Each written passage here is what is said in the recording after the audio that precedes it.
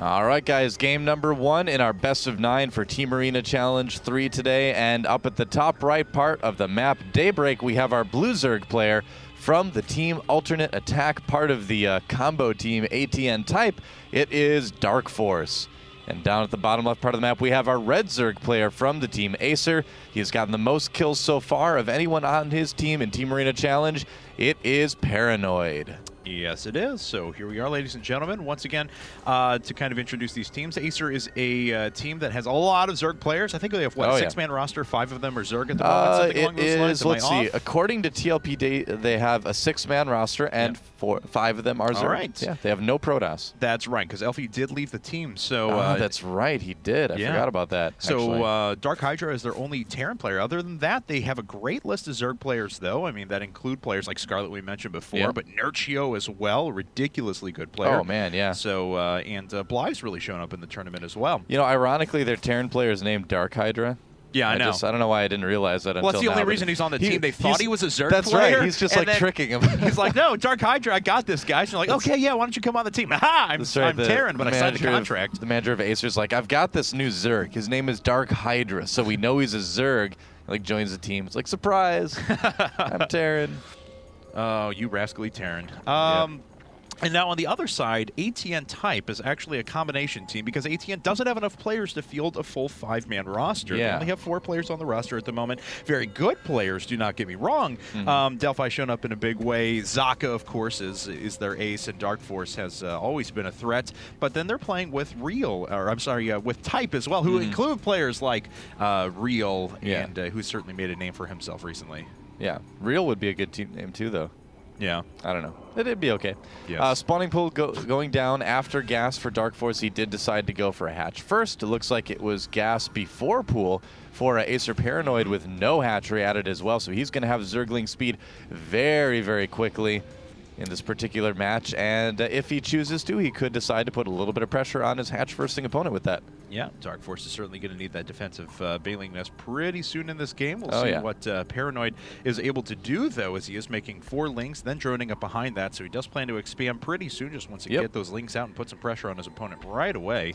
Yeah, whenever you see a player do that, you know, 4 lings and then the drone, they're going to be probably putting down that hatchery pretty quickly. Just the way that the larva kind of work out. A lot of times when you do this, opening the 14 gas, 14 pool, you're going to have a little gap after you make those 4 Zerglings. So a lot of players will just go ahead and make a drone as well and make it even. And we're going to have to see what ParanOid decides to do. He's going to see that his opponent hatch first when he gets across there. And actually, he already does know. I mean, he's had an overlord over there for a while. So, you know, we'll see. I mean, you don't need to be aggressive, but if your opponent goes hatch first, there is that kind of temptation to get in there and even things up, just because economically you will be a little bit behind at this point if you go 14-14 and they hatch first. Oh, and he does pick off 1 Zergling pretty much for free there, so ParanOid getting a little damage done. Now finally having to attack. Oh, wow, good Ling Micro pulling back those units right away. ParanOid has not lost a Zergling yet, and he's going to finish Zergling speed here in about 10 seconds. Well done. Going to kick in the NOS, and it happens right now. Or few seconds. 2, whatever. 1. Close enough. I give up. All right, there they are, Zergling speed. Yay. Whoosh. Speaking of NOS, hot important nights, you're going to see plenty of cars that have NOS enabled. NOS is pretty good as a drink as well. I can't do energy drinks. I never have been able to. Oh, I do. My team's sponsored by him too, so it's there you go. It's part of the reason. Conflict of interest. No, I can't help it. Anyway, so DarKFoRcE going up to that bailing nest, and he does have his Zergling speed just about finished up. We can actually take a look. It is 25 drones to 23 in favor of ParanOid at the moment, but both players are continuing to drone up as we move around. So it took a while to get to this spot, but we are pretty much even. A little more gas for DarKFoRcE at the moment. Oh, yeah. And there's Lair Tech. And when you're going to go for Banelings and Lair, you definitely want gas. That's probably the most blatantly obvious thing I've ever said, ever. But it's true. You need 100 gas to get Lair, so you want to mine gas. The John Madden moment for us here today. If you want to win a game of StarCraft, you have to destroy the enemy base. Yes. That's true. Oh, there's a Baneling nest for ParanOid as well. So pretty standard openings from both of these guys. Nobody going too crazy here. A little bit quicker Lair for DarKFoRcE may mean that he's going to be going for something a little bit more tech-oriented, a little bit more aggressive in that nature as well. Usually if you're going to be playing a longer macro game, you're not not going to want to get that lair quite as quickly. So I'm curious what we're going to see. I think it's going to be probably more roach-based than anything, since we don't have a really fast 3rd and 4th gas right yet for DarkFoRcE. But, you know, there's a lot of time left, so we'll see what he has planned. Yeah, could very well be something a little bit out of the ordinary. We'll find out in just a bit. He does indeed have 3rd and 4th gas. Oh, he did just take it now, His opponent, though, Paranoid, going up to a 2nd gas for now, and that is all. Double evolution chamber down, no layer tech quite yet, so going to prioritize those upgrades quite a bit. That's cool. That's exciting. I wonder if we're going to possibly see that Ling Infestor Ultralisk style that's starting to gain a little bit of traction in ZVZ right now. It can be a good style, and indeed it will actually be a Spire. The way he was timing out the gas with his lair, I was kind of wondering about that. It was a little bit different than I'd seen normally, but yeah, it looks like it will be Mutaplay from DarkFoRcE, and this could be just a lot of Mutalisks, or it could be what a lot of Zerg players are doing right now, and they're just making about 8 to 10 Mutalisks, putting on some pressure, and then going for Infestors after that, and just kind of getting their opponent to try to overreact to the Mutalisks. So that could be DarkFoRcE's plan as well. DarkFoRcE actually cleans out the Zerglings pretty efficiently. I actually want to take a look at Paranoid's vision. Yes, he does pick up on the 3rd. Both players do have a 3rd coming up, as a matter of fact. Yep. DarkFoRcE sees his opponents as well. No, he does not quite yet, which is a little interesting. Yep, Zerglings going after that one Baneling. Looks like they should get it. Oh, got back to full life there. Oh my man. God. Oh, that is a huge loss for DarkFoRcE there. Oh, wow. A bunch of Zerglings going down to just a couple of Banelings. Yeah, I mean, he's going to have Mutalisks on the way fairly soon, but lucky for him, he has this Baneling there playing defensive at his 3rd base as well. But Paranoid sending a lot of Zerglings across the map right now. He wants to try to defend this 3rd. I don't know if he's really going to be able to do that terribly effectively. Oh, now that he's lost that Baneling, though. Yeah. Oh, this is going to be a little bit closer for DarkFoRcE than I think he would have wanted. Yeah, DarkFoRcE is putting up his mutas right now. He's going to get it over the Baneling, gets a pretty good hit.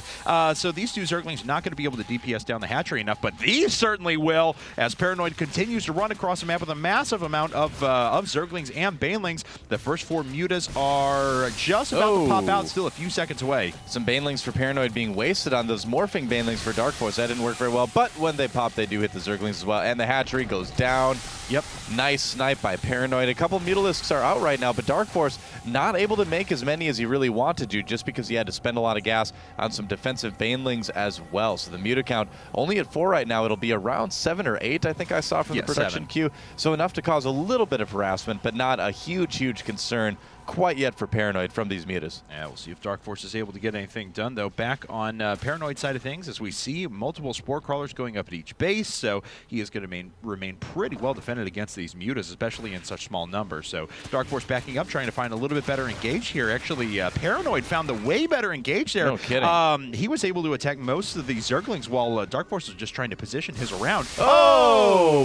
Whoops. Oh, 1-1's not going to help you with that, Paranoid. You cannot be, although that Zergling did survive because he had 1-1. So it helped that one Zergling, I guess. But overall, not the best move for Paranoid. And they both do have infestation pits on the way as well. So yeah, DarkFoRcE doing what a lot of Zergs choose to do these days, just kind of faking, so to speak, with the Mutalisks. But it's becoming more and more common these days that you know, I feel like players are kind of picking up on it. The one really nice thing is that it does let you kind of clear out overlords a lot. Yeah. And so yeah, there's a lot of things you can do with these mutas other than just kind of fake your opponent out. Yeah, it's a pretty good move, but you know, Paranoid has been sitting on a 3rd base just incredibly longer than his opponents. Oh, one Baneling goes down. Oh, what? Oh, 1-1. Wow. 1-1. Oh, yeah, no kidding. Okay, all so those Zerglings are going to die to drones so quickly. Oh man, I don't think DarkFoRcE is noticing that all those Zerglings are really low health. Yeah, and they're just going to sit there and wait for their demise. They're just like, we give up. Well, the Zerglings are going to try and re-deny the space once again, so DarkFoRcE needs to react, and it looks like he is. He's getting some units over there, so it shouldn't be too big of a problem. It looks like he will be able to clear this out. His hatchery is going to get very, very low, though. Yeah, I like that decision, actually. I mean, he knows he can't fight the army, so might as well get the hatchery as low as you possibly can before your Zerglings die. That's going to be relatively easy for Paranoid to go in and snipe a little bit later. He's got his Roach Warren on the way. Both players, actually, going for missile upgrades and Infestor upgrades. Baneling speed, actually, just finishing up right now for DarkFoRcE, so he's going to be adding some more of those on as well. And look at this, DarkFoRcE looking like he wants to try to do some damage at the 3rd base of Paranoid as well. All the pressure's been on him this game. Time to put some back on his opponent, he thinks. His opponent does not have much of a standing army at the moment, just a handful of Lings, and that is all. So there's a potential for DarKFoRcE to do real damage, and he has to because he's still down by 16 workers. And oh man. Looks like the Zerglings see the amount of Banelings rushing through. Is he going to be able to pull these drones out in time? Uh-oh, that is a lot of Banelings. Nice split going around the hatchery. Oh man, he's not focusing the drones. No. Oh, those are the luckiest drones in the history of StarCraft 2 right there, man. No kidding. Let's actually take a look at how many workers were killed. Just 3? That's insane. Wow. And yeah, I really thought those drones were dead, man. I mean, he had the Banelings right there. If he would have controlled those a little bit better, he would have been able to run back, kill all the drones at this base. As it is, the drones running away from those Mutalisks, Paranoid deciding that it's just safer to move those drones away right now. Yeah, looks like a few more Banelings are going to roll through, but 2 of them have already gone down to the Zerglings that intercepted up at the front. Yeah, I mean, Zerg players have been trying this lately, going for Zergling speed and then just kind of moving Banelings in to see what happens. And, you know, this is kind of the bad end of that because they're really not being very effective. They're killing a few Lings here and there, but look at this. Paranoid now has a supply advantage. Oh, but he will lose a couple Queens here. That doesn't hurt or doesn't help at all. No, but it looks like he will be able to put a stop to a lot of these mutas. Unfortunately, a couple of those infestors did end up falling, and most of the energy is gone. That being said, though, it's still a 24 supply deficit. This base has still never fallen for Paranoid. He still is retaining a decent economic lead. Well, I'd say overall, Paranoid definitely playing a more solid game right now. He's been able to have a good mix of, losing his Zerglings, but that's not the good part. He's had a good mix of offense and defense so far. His Zergling control, as we've just saw, has been a little bit less than perfect, but overall, he's just been able to get in and do damage, whereas DarKFoRcE really hasn't been able to yet. And DarKFoRcE with a few larvae up and a ton of minerals at the moment, but deciding to spend everything on relatively high-tech units at the moment. Oh, he's going after the hatchery again. Will he be able to take it out? It's getting low, but no, the Banelings finished just in time. That hatchery is still very low, though. Yeah, he's got to get some queens out and start transfusing that or something like that in a bit here, because one more attack along those lines, and that hatchery is going to fall, and that would be devastating for DarKFoRcE. There, I just heard a transfusion, so there we go. Yep, I feel like he kind of is a little bit more comfortable now that he has some roaches out for defending that third, but he's going to need to move out at some point. So yeah, you do need to kind of transfuse that a couple times at least, I would say. Paranoid trying to come around the outside with some more Zerglings. Hive Tech on the way for DarKFoRcE as well, so we'll have to see what he has planned with that. Upgrades right now about even for both players. Paranoid trying to sneak in. Oh, he's going around. He's going after that third base again. Wants to try to take it out, but there are Banelings there. It looks like he's got enough. Oh, yeah. He does get it. Man, the hatchery falls, and that is just devastating for DarKFoRcE. Now, that +1 Carapace proving to be so valuable as well, as those Banelings hardly did any damage to the Zerglings. Yeah, I mean, it does help quite a bit. I gotta say, though, I like the Baneling speed by DarKFoRcE. I feel like that's something we're going to see added on a lot more in ZVZ lately. I mean, just because these mid-game Baneling run-bys, although DarKFoRcE hasn't really shown it to us this game, we've seen other ZVZs, namely one on Entombed Valley against Idra. I'm trying to remember who played against him, but they used Baneling speed to quite effective levels there. Did a lot of damage with it. So was that Monster? Was that in the MVP set? It may have been. Yeah, it may have been. I'm not totally sure, but I think that's a possibility. All right. Well, that being said, looks like Paranoid's moving out with a huge amount of infestors. His opponent has only started to make the first 5 now, so DarKFoRcE has a few infestors of his own finally, but these are all very high energy, and Paranoid has a really strong force to back this up. DarKFoRcE still playing from behind at the moment. Yeah, +2 Carapace for Paranoid as well. That's going to be really helpful. I don't think DarKFoRcE has that himself. What does he have? Yeah, 0 Carapace upgrades for his ground attacks, so that is going to make these roaches so durable. Here we go. Good Fungal trapping some of the roaches here, but I don't know, man. I feel like the numbers are just going to be way too high for Paranoid to get stopped here. Yeah, DarKFoRcE is going to need quite a few more perfect Fungals to hold anything back, but Paranoid is just steamrolling him. There's the GG, and Acer.ParanOid taking yet another game for Acer in this tournament. Yeah, Paranoid just chipping away at his opponent all game. DarKFoRcE never really able to get